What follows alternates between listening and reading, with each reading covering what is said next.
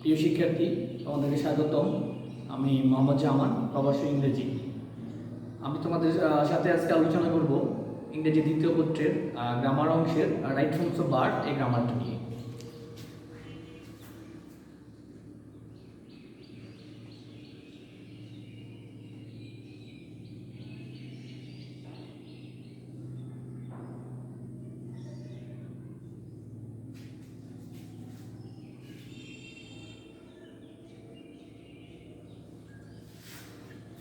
প্রিয় শিক্ষার্থী, right forms of verb সাধারণত তোমাদের যে রাইট ফর্মস অফ ভার্বটা থাকে সেটা থাকে হচ্ছে পেসেজ আকারে। পেসেজ থাকে, আর সেই পেসেজ পড়ার পরে তোমাদের ধারণা নিতে হয় যে পেসেজটা কোন টেন্সে হবে, সেই ধারণাটা তোমাদের নিতে হয়। সাধারণত পেসেজগুলো present tense, past tense, even future টেন্সও হইতে পারে। আর সেই জায়গায় তোমাদেরকে ধারণা রাখতে হয় যে এই পেসেজগুলো পড়ার পরে তোমাদেরকে ধরতে হবে যেমন রাইট ফর্মস অফ ভার্ব, যার বাংলা হচ্ছে যে ভার্বের সঠিক ব্যবহার বা ভার্বের সঠিক গঠন। অর্থাৎ এই জায়গায় তোমাদের ব্রেকেটে একটা ভার্ব দেওয়া থাকবে, প্রত্যেকটা ব্রেকেটে ভার্বটা দেওয়াই থাকে। সেই জায়গায় তোমাদের করণীয়টা হচ্ছে যে এই ভার্বটা যা যে দেওয়া যে থাকবে, সেই দেওয়া যে ভার্বটা সেটাকে তোমাদের পরিবর্তন করতে হবে কার সাথে মিল রেখে, টেন্সের সাথে, বিশেষ করে পার্সনের সাথে। এখানে বিভিন্ন ধরনের বললাম না যে প্রেজেন্ট টেন্স হইতে পারে, পাস্ট টেন্স হইতে পারে, ইভেন এখানে মাঝে মধ্যে মুডাল অক্সিলারি ভার্ব ইউজ করা থাকে। কিছু রুলস আছে, যেই রুলসগুলো মেনটেন করলে বা প্রয়োগ করলে তোমাদের এই কাজটা করতে কি হবে, সহজ হবে। তাহলে এখান থেকে আমি তোমাদের যে ধারণা দিব যে বিশেষ করে রাইট ফর্মস অফ ভার্বের যে কিছু রুলস থাকবে, সেই রুলসগুলো নিয়ে আমি তোমাদের সাথে আজকে আলোচনা করব। তাহলে আমি একটু তোমাদেরকে বলে নিই যে রাইট ফর্মস অফ ভার্বটা মূলত তৈরি করতে গেলে টেন্সের উপর তোমাদের একটা কি থাকতে হবে, ভালো ধারণা থাকতে হবে। আর টেন্সের উপর শুধু রাইট ফর্মস অফ ভার্ব না, আমি বলতে চাই যে ইংরেজি মূলত ডিপেন্ডই করে টেন্সের উপরে। সেই জায়গায় টেন্সের উপর ভালো ধারণা থাকলেই তুমি রাইট ফর্মস অফ ভার্বটা তৈরি করতে পারবে তোমরা সহজে। রাইট ফর্মস অফ ভার্ব করতে গেলে যেমন ভার্বের উপর ধারণা রাখতে হবে, যেহেতু ভার্বের কথা বলা হয়েছে। আমরা নর্মালি জানি যে ভার্বের ফর্ম আছে, ভার্বের তিনটা ফর্ম সাধারণত বিদ্যমান, যেমন প্রেজেন্ট ফর্ম, পাস্ট ফর্ম, আরটাকে আমরা বলি পাস্ট পার্টিসিপল ফর্ম। যেমন আমরা যদি বলি গো, গো এটা প্রেজেন্ট ফর্মে আছে, গো এর পাস্ট হচ্ছে ওয়েন্ট, পিপি হচ্ছে গন। এরকম আরও কিছু ভার্ব আছে। ডু এটা একটা ভার্ব, ডু এর পাস্ট হচ্ছে ডিড, আর পিপি হচ্ছে ডু ডিড ডান। এরকম আরও কিছু ভার্ব আছে, যেমন ইট, ইট অ্যাট, ইটেন। এগুলো হচ্ছে মূলত ভার্বের ফর্ম। তার আগে আমি তোমাদের যে ধারণা দিতে চাচ্ছি, যে রুলসগুলো একটু তোমাদেরকে দেখানোর চেষ্টা করবো। যেমন পেসেজটা পড়ে তোমাকে প্রথম বুঝতে হবে এটা কোন টেন্সে হয়েছে। এটা বুঝতে গেলে যে ভার্ব থাকবে সেই ভার্বটা দেখা লাগবে। অনেক সময় ভার্বগুলো ওরা ব্রেকেটে রাখে, আর ব্রেকেটে দেখে, অর্থাৎ ব্রেকেটে যখন ভার্ব থাকে তখন কিন্তু বোঝা যায় না কোন টেন্সে হবে। এই জন্য দেখা গেছে কিছু শব্দ, ওরা কিছু ওয়ার্ড থাকে, কিছু শব্দ থাকে, কিছু ঘটনা থাকে, যেগুলো দেখলে বোঝা যায় যে এটা প্রেজেন্ট টেন্সের ঘটনা বা এটা কি হবে, পাস্ট টেন্সে হবে। এরকম যে রুলসগুলো, সেই রুলসগুলো আমি আজকে তোমাদেরকে এখানে দেখানোর চেষ্টা করব।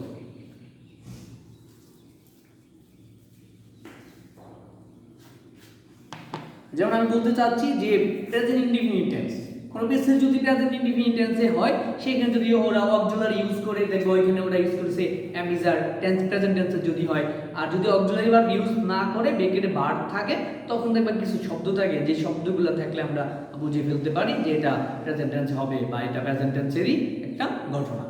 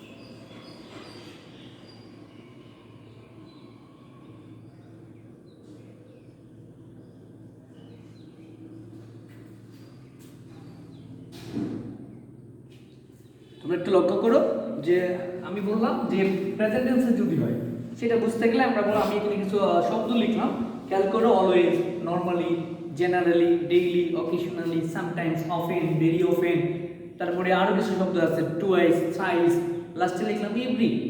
এভরি যুক্ত শব্দ হলে সাধারণত কি হয়, প্রেজেন্ট ইনডিফিনিট টেন্সে হয় বা প্রেজেন্ট টেন্সে হয়। এখন আমরা বলতে পারি যে প্রেজেন্ট ইনডিফিনিট টেন্স কি, এটার ধারণা যদি না থাকে তাহলে তোমরা কাজ করতে পারবে না। প্রেজেন্ট ইনডিফিনিট টেন্সে নরমালি আমরা জানি যে সাধারণত ভার্ব থাকে প্রেজেন্ট ফর্মে। স্ট্রাকচারটা যদি আমরা একটু বলি তাহলে আমাদের আমরা নরমালি বলে থাকি যে প্রেজেন্ট ইনডিফিনিট হচ্ছে সাবজেক্ট প্লাস মূল ভার্বের প্রেজেন্ট ফর্ম প্লাস অবজেক্ট বা অ্যাকশন ফর্ম। তার মানে হচ্ছে প্রেজেন্ট ইনডিফিনিটে ভার্ব থাকবে কোন ফর্মে, প্রেজেন্ট ফর্মে। আবার মাঝে মধ্যে আমরা প্রেজেন্ট ইনডিফিনিট টেন্সে বিশেষ করে সাবজেক্ট যদি থার্ড পারসন সিঙ্গুলার নাম্বারে হয় সেই জায়গায় আমরা কি করি, ভার্বের সাথে ব্যবহার করি অ্যাজ বা ইয়েস। এটা একটা গুরুত্বপূর্ণ কথা, এটা আমাদেরকে অবশ্যই মনে রাখতে হয়। তাহলে এখান থেকে আমি কি ধারণা পাইলাম যে always, normally, generally, daily, occasionally, sometimes, often, বিশেষ করে ভেরি অফেন, এবং আরো কি বললাম এভরি যুক্ত শব্দ। তাহলে এভরি যুক্ত শব্দ কোনগুলা, everyday, every year, every month, everybody, everyone. এই জাতীয় শব্দগুলো নরমালি আমরা কোন টেন্সকে ফলো করি, প্রেজেন্ট ইনডিফিনিট টেন্সকে। তাহলে প্রেজেন্ট ইনডিফিনিট টেন্সে আমাদের কি করতে হবে, প্রেজেন্ট ইনডিফিনিট টেন্সে বেকের যে ভার্ব থাকবে সেটা পরিবর্তন করব না, কারণ বেকের ভার্বগুলো নরমালি প্রেজেন্ট ফর্মেই দেওয়া থাকে, সেটা আমাদের মনে রাখতে হবে। আবার সেই জায়গায় আমরা যদি প্রয়োজন হয় পরিবর্তন করব, কখন, যদি সাবজেক্ট হয় থার্ড পারসন এবং সিঙ্গুলার নাম্বার। তাহলে আমরা এখান থেকে কয়েকটা এক্সাম্পল দেখে নিতে পারলে আমাদের জন্য আরো সেটা সহজ হবে। আপাতত এইটুকু মনে রাখা লাগবে যে কোনো সেন্টেন্সে যদি always, normally, generally, daily, occasionally, sometimes এবং এভরি যুক্ত শব্দ হয় সেই সেন্টেন্সটা অর্থাৎ এখানে যে অংশটা থাকবে, যে বাক্যটা থাকবে সেটাকে আমাদেরকে তৈরি করতে হবে কোন টেন্সে, প্রেজেন্ট ইনডিফিনিট টেন্সে।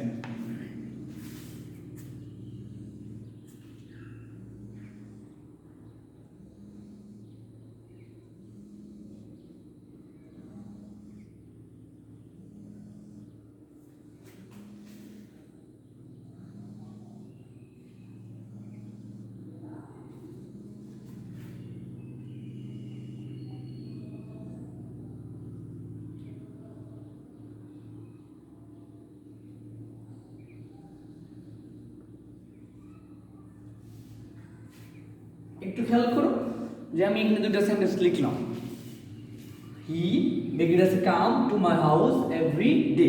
এখন যদি বলা হয় যে এটা কোন টেন্সে তৈরি করতে হবে, এখানে একদম সেন্টেন্স আকারে লিখছি। আমি তোমাদের বলছিলাম যে তোমাদের যা থাকবে পেসেজ আকারে থাকবে, সেই পেসেজ তো এমন সেন্টেন্স থাকবে, সেখানে তো আর একটা বা দুইটা সেন্টেন্স থাকবে না, একাধিক সেন্টেন্স থাকবে। সেই জায়গায় তোমাদের মনে রাখা লাগবে যে এটা কোন টেন্সে তৈরি করবা, সেটা বোঝানোর জন্য এই লাইনটা লেখা বা এই এক্সাম্পল বা রুলসগুলো তোমাদেরকে বলা। যেমন আমি এইখান থেকে লিখলাম যে he make us come to my house, এখানে কি আছে এভরিডে।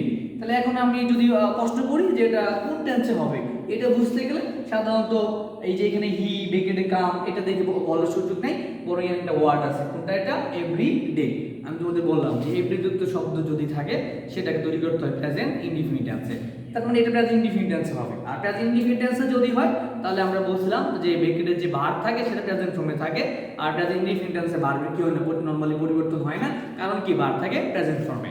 এটা মনে রাখা লাগবে। আবার আমি তোমাদের বলছি সাবজেক্ট যদি থার্ড পারসন সিঙ্গুলার নাম্বার হয় তাহলে ভার্বের সাথে তোমাদেরকে নিতে হবে অ্যাজ বা ইয়েস।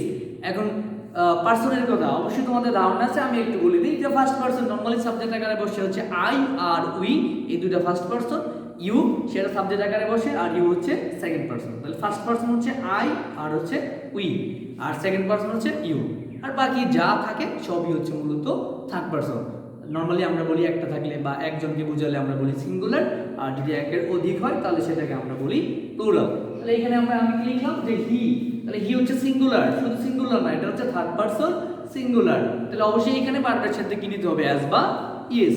তাহলে এখানে লেখা আছে কাম, আর যখন আস লিখবো তখন আমি এখানে আর কাম লিখবো না, আমাকে লিখতে হবে কামস। তাহলে আমরা কি ধারণা পাইলাম যে এখানে কাম ছিল কিন্তু আমরা কি লিখছি, আমি কি লিখছি কামস। কারণটা হচ্ছে সাবজেক্ট এখানে থার্ড পারসন সিঙ্গুলার নাম্বার, আর এটা হচ্ছে কোন টেন্সে, প্রেজেন্ট ইনডিফিনিট টেন্সে। এখন দ্বিতীয়টা খেয়াল করো যে I read news paper daily. তাহলে এই যে এই সেন্টেন্সটা যখন আমরা পড়বো তখন আমরা কি থেকে বুঝবো এটা কোন টেন্সে হবে, আই এটা দেখে বোঝা যাবে না, ব্র্যাকেটে ভার্ব এটা দেখে বোঝা যাবে না, নেক্সট ওভার দেখে বোঝা যাবে না, বাট এইখানে একটা ওয়ার্ড রয়েছে সেটা কি ডেইলি। যেহেতু আমি ফার্স্টেই তোমাদেরকে বলে ফেলছিলাম কিছু শব্দ, যে শব্দগুলা বিশেষ করে কাকে নির্দেশ করে, প্রেজেন্ট ইনডিফিনিট টেন্সকে। তাহলে ডেইলি যেহেতু প্রেজেন্ট ইনডিফিনিটকে নির্দেশ করে, তাহলে এই জায়গায় আমার আনসার হবে, খেয়াল করো আই কিন্তু ফার্স্ট পারসন, যদিও সিঙ্গুলার এটা থার্ড পারসন না, তার মানে এখানে ব্র্যাকেটের ভার্বের কি হবে না, পরিবর্তন হবে না। তাহলে আমাদের আনসারটা দাঁড়ালো কি, রিড। অর্থাৎ আমি শুধু ভার্বটা লিখতেছি, পুরো সেন্টেন্স তোমাদের কি করতে হয় না, পরীক্ষায় লিখতে হয় না। তাহলে আমরা কি ধারণা পাইলাম, যে কিছু শব্দ আছে যেগুলো থাকলে আমরা বুঝে ফেলবো এটা হচ্ছে প্রেজেন্ট ইনডিফিনিট টেন্স হবে। যেমন আমি এখানে তোমাদের যে লিখে দেখালাম সেই শব্দগুলো, যেমন always, normally, generally, daily, occasionally, sometimes, often, very often, এগুলো হচ্ছে মূলত সাধারণত কোন টেন্সকে ফলো করে, প্রেজেন্ট ইনডিফিনিট টেন্সকে।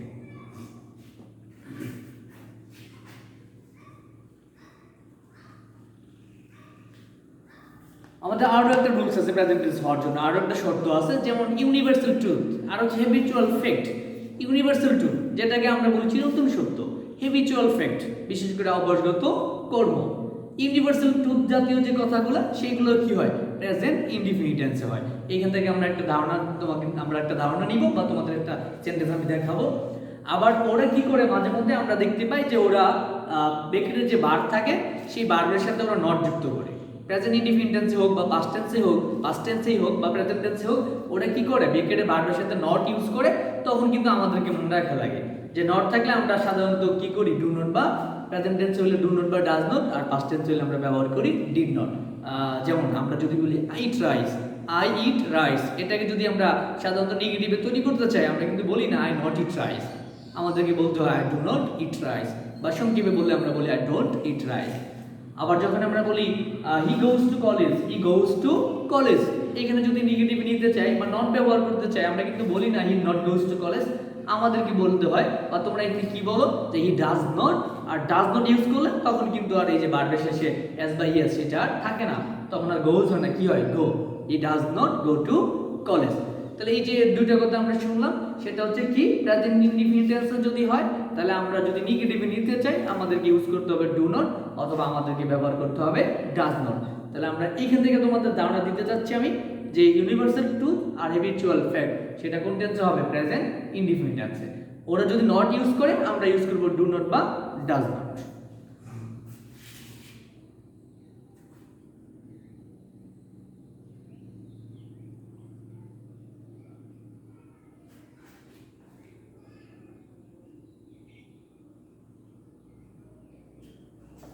এই বাক্যটা খেয়াল করো, কি লিখলাম, the sun makes rise in the east. এটা একটা ইউনিভার্সাল ট্রুথ, চিরন্তন সত্য একটা সেন্টেন্স। কিভাবে বুঝলাম, বাংলাটা একটু খেয়াল করলে ধরে ফেলা যাবে যে সূর্য কি করে পূর্ব দিকে উদিত হয়। তাহলে ইউনিভার্সাল ট্রুথ যদি কি হয় প্রেজেন্ট ইনডিফিনিট টেন্সে, তাহলে আমাদের দেখতে হবে সাবজেক্ট কি, দা সান, থার্ড পারসন, এবং এটা সিঙ্গুলার নাম্বার। তাহলে আমাদের এখানে আমাদের আনসারটা দাঁড়াবে, আছে এখানে রাইস, আমরা রাইস দিব না, আমরা নিব হচ্ছে রাইজেস। আমি শুধু তোমাদেরকে ভার্বটা দেখাচ্ছি, পুরো সেন্টেন্সটা যদি লিখি তাহলে কি দাঁড়াবে, the sun rises in the east, the sun rises in the east, এটা হচ্ছে ইউনিভার্সাল ট্রুথ।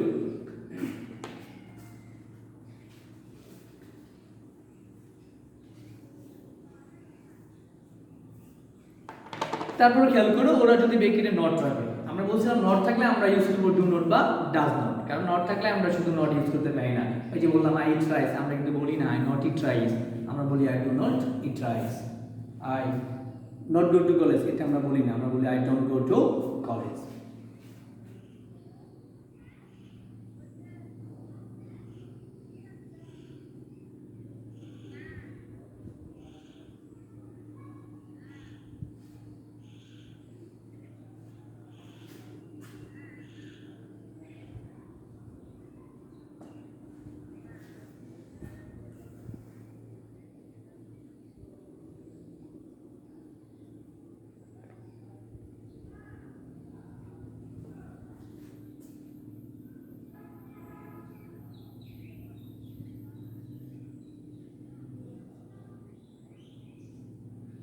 একটু খেয়াল করো, আমরা এখানে দুইটা সেন্টেন্স দেখছি আমি, আর দুইটা সেন্টেন্স ব্র্যাকেটে ভার্বের সাথে নট ইউজ করলাম, এখানে ভার্বের সাথে আমি নট ইউজ করলাম। তাহলে তোমাদের ধারণা রাখা লাগবে যে যেহেতু ওরা নট ইউজ করছে তাহলে আমাদের কাজটা কি হবে, কোন টেন্সে আছে সেটা বুঝতে গেলে এখানে একটা ওয়ার্ড আছে, এটা কি এভরিডে। দ্বিতীয় সেন্টেন্স সেম, কি আছে ডেইলি, তার মানে দুটো বাক্য প্রেজেন্ট ইনডিফিনিট টেন্সে তৈরি হবে। আর ওর যেহেতু নট রাখছে তাহলে আমরা কি ইউজ করব, আর ডু নট, অথবা আমরা ইউজ করব ডাজ নট। তাহলে এখানে সাবজেক্ট কি, সাবজেক্ট দেখতে হবে, সাবজেক্ট হি, থার্ড পারসন সিঙ্গুলার নাম্বার, তাহলে এই জায়গায় আমরা অবশ্যই হি যেহেতু থার্ড পারসন সিঙ্গুলার নাম্বার আমরা ইউজ করব কি ডাজ নট। তাহলে এখান থেকে আনসার দাঁড়াবে কি, শুধু নট হবে না, কি হবে ডাজ নট। আর ডাজ নট নিলে তখন কিন্তু ভার্বের সাথে কি নিব না, এস বাই এস আমরা আর নিব না। তাহলে এখানে আনসার দাঁড়াবে ডাজ নট, আর এখানে ডাজ নট যখন নিব ভার্বের সাথে এস বাই এস হবে না, তাহলে কি হবে ডাজ নট টেক। দ্বিতীয়টা দে, দে যদিও থার্ড পারসন, দে কিন্তু সিঙ্গুলার না, দে হচ্ছে প্লুরাল, তাহলে এই জায়গায় ডাজ নট হবে না, এই জায়গায় কি হবে ডু নট।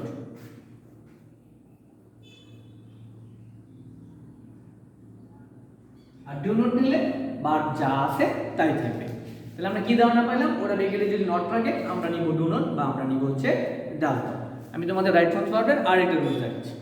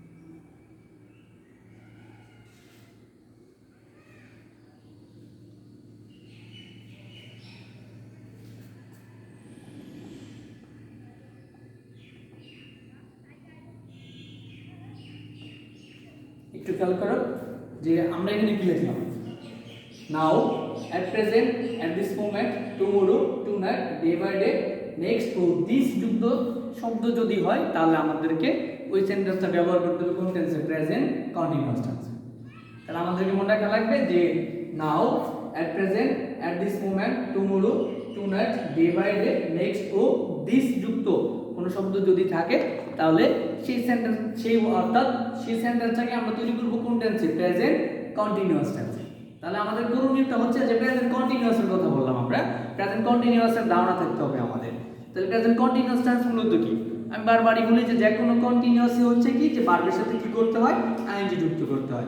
অর্থাৎ মূল ভার্ব যে দেওয়া থাকবে সেই মূল ভার্বের প্রেজেন্ট ফর্মের সাথে যুক্ত করতে হয় আইএনজি, আর যেহেতু কন্টিনিউয়াস টেন্স সেই জায়গায় আবার অক্সিলারি ইউজ করতে হবে। তাহলে প্রেজেন্ট কন্টিনিউয়াস এক কথা স্ট্রাকচার হচ্ছে এম ইজ আর, ভার্বের সাথে হচ্ছে আইএনজি, তার মানে কি সাবজেক্ট প্লাস অক্সিলারি ভার্ব হবে এম ইজ আর, এবং মূল ভার্বের প্রেজেন্ট ফর্মের সাথে হবে আইএনজি। তাহলে আমাকে মনে রাখা লাগবে কন্টিনিউয়াস তৈরি করতে গেলে ভার্ব প্লাস আইএনজি হবে, আবার তার আগে আমরা ব্যবহার করব হচ্ছে অক্সিলারি ভার্ব, বিশেষ করে অক্সিলারি কোনগুলো, এম ইজ আর, এটা মনে রাখা লাগবে। এখান থেকে আমি তোমাদেরকে কয়েকটা एग्जांपल দেখাচ্ছি। তাহলে ফার্স্ট হচ্ছে যে now, at present, at this moment, tomorrow, tonight, day by day, next অথবা দিস, এই জাতীয় কোনো শব্দ যদি কোনো সেন্টেন্সে থাকে তাহলে অবশ্যই তুমি সেই সেন্টেন্সটাকে তোমাদের তৈরি করতে হবে কোন টেন্সে, প্রেজেন্ট কন্টিনিউয়াস টেন্স।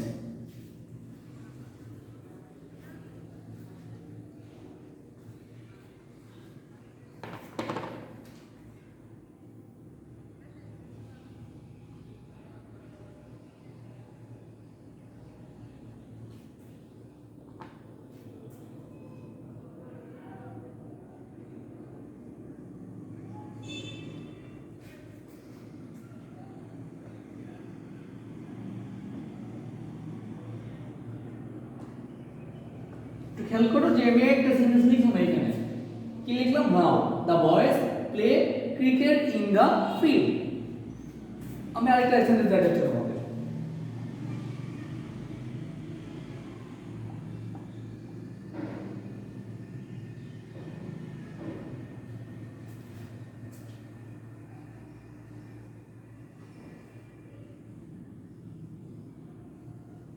সেকেন্ড সেন্টেন্সটা খেয়াল করো, at present he লিখলাম read a book। তাহলে আমি তোমাদের বললাম নাও, at present, at this moment, tomorrow, tonight, day by day, next to this এই জাতীয় ওয়ার্ডগুলো যদি থাকে তাহলে অবশ্যই আমরা কি করব, প্রেজেন্ট কন্টিনিউয়াস টেন্সে ব্যবহার করব।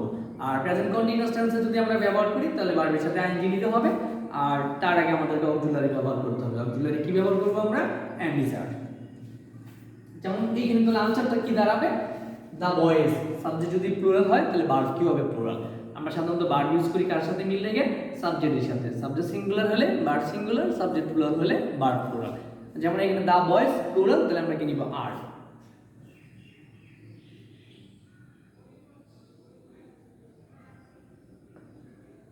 আর ভার্বের সাথে আইএনজি নিতে হবে, তাহলে কি দাঁড়ালো, আর প্লেইং। টোটাল সেন্টেন্সটা যদি আমরা বলি, আনসার হবে now the boys are playing cricket in the field.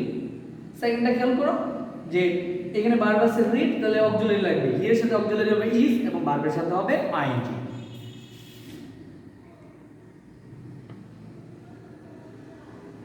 তাহলে টোটাল সেন্টেন্সটা যদি বলি কি দাঁড়াবে, at present he is reading a book.